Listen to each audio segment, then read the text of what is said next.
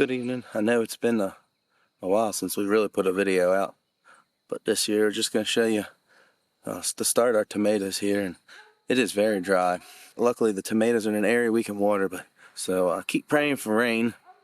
But we are just trusting in God, and sometimes trusting in God is not trusting that He's going to give us everything we want.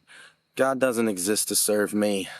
I exist to serve God. So if He brings drought, then He brings drought. And my faith, my patience, my humility can grow through that. And even if we don't have the produce that we want to show for our work this year, so we're trusting in God completely, and not trusting that He's going to give us everything we want, but just trusting that He is Lord. Anyway, I'm just going to take you on a little journey here and show you kind of what we're doing with the tomatoes this year, how we're going to try to string them up, because we have a lot more. Again, we have been just super blessed. People have really come alongside here and got some tomatoes from some generous donations from people this year. I think 3 or 4 different people we got tomatoes from, and then bought a little bit to get us started. So in the ground right now we have 131 plants. A couple of them are dying. They're going to be replaced by, I think I got like 7 or 8 in pots right now that are ready to be transplanted, that are just as big, if not bigger than these. With that came a lot of faith that needed to come into play. I didn't know how we were going to get them all planted. This first group here, we hand dug each hole with a shovel, and then we got 70 some more plants from my aunt, and so I didn't know. But I was joking. I said, I know why God chose us now, because we're stupid enough to just take whatever we can get without thinking how on earth we're going to do it. And He provides way. We got thinking about it. Between me and Lakin brainstorming, we come up with a way. Put that potato plow down, dug a trench.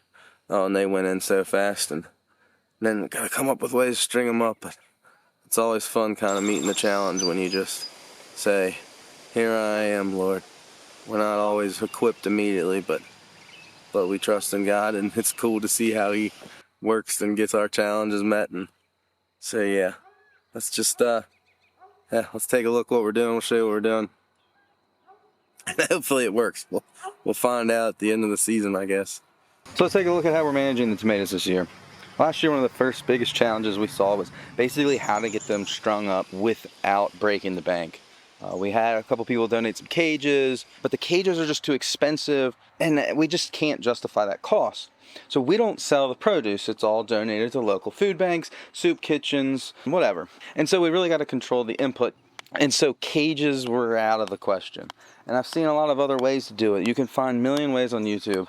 But the question was, what is the most cost-effective way to do it? Because we don't have a lot of money to spend on this. And so last year we tried stringing it up, similar to what you're going to be seeing here. But we learned our lesson. We used T-posts and string, and we tried to span, I think, like 5 plants. And the weight of that was just way too much, and they really sagged. It ended up back on the ground. So this year we only did 2 plants in between posts. So we put a post every 3 plants. But that's a lot more posts, and so T-posts at, what, $6, $7, I don't know what they are now, was out of the question. So what you're actually seeing here is the old flooring in the upstairs of our house that we had to rip out. It had too many holes, it was unsalvageable. So I ripped it down, and we're putting them in. So every place we put a little flooring post, we drilled holes in it, and then we were able to zip tie that plant that was next to it, up to it. And as it continued to grow, we zip tied more. And then that was our anchor point for the string to run across the next 2 plants, and another post then on the 3rd plant. So I'm not super good with knots. So when we did the string between the 2 posts, we actually put them on some zip ties, so then I was able to take up that tension.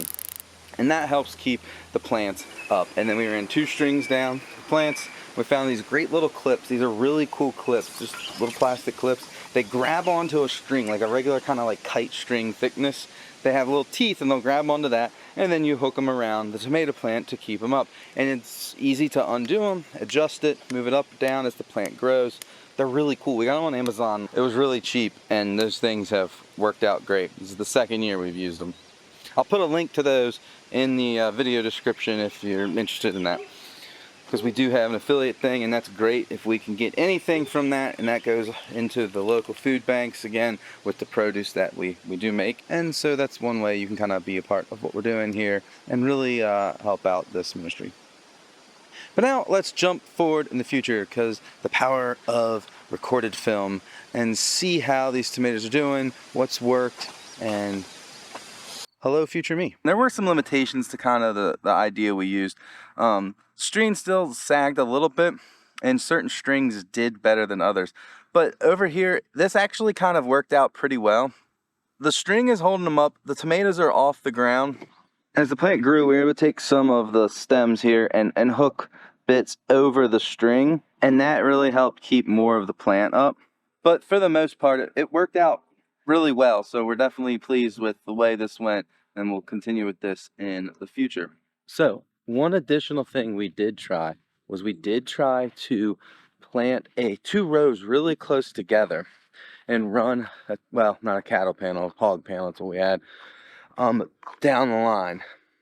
So you can see the hog panel in here, and there's actually a plant right here and a plant right here, and that hog panel runs down the line on a few T-posts.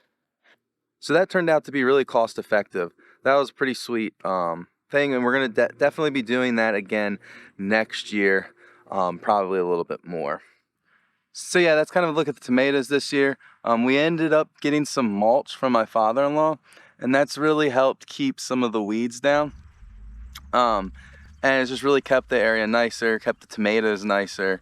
And we've gotten about over 100 pounds so far of tomatoes. So we're gonna far outdo what we did last year, obviously with a lot more plants. But it's been a really successful year. Some of the stuff we tried was stringing up. Definitely improved on last year. We've got some still more tweaks to make. And we found certain types of string actually did better. The more plasticky bale twine actually had less slack in it, so that did really good. But yeah, a lot to learn. But so far, man, God has really blessed us with tomatoes. Squash and zucchini has been a bust this year, but tomatoes, green beans, we've been doing really well with, and being able to just get this food out, and it's been great. So yeah, that's just kind of a look at what we're doing with tomatoes and how that's going.